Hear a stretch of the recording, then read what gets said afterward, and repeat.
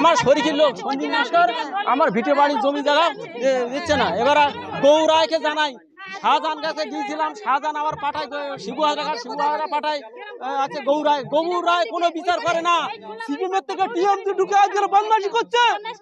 আজকে আমাদের আজকে নিঃশেষ করে দিয়েছে।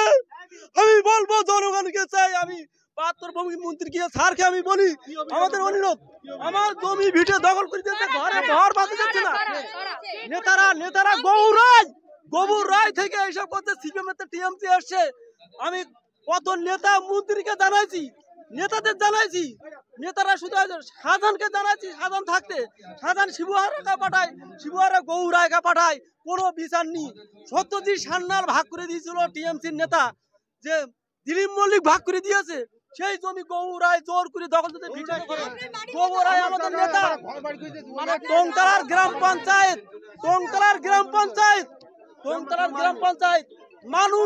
মানুষ আতঙ্কে থাকে, গ্রামের মানুষ ভয়তে মুখ খোলে না। হ্যাঁ, গ্রামের মানুষকে আতঙ্ক অনেক। হ্যাঁ, মন্ত্রীকে দেখা করতে আজকে আমি বলবো যে আমার জমি ভিটে দখল করেছে, আমার ঘর বাঁধতে দিচ্ছে না। আমাদের অত্যাচার, থানা গেলে আগে নেতার নাম করে ওদের কাছে দাও, আমাদের হাত বাঁধা থানার পুলিশ বলে। আমরা আজকে জানাবো। কি মনে হচ্ছে এর পরে কি সমস্যার সমাধান হবে? সমস্যা মেটা মন্ত্রীকে জানাবো, সে কি করে। আমার নাম তপন নস্কর।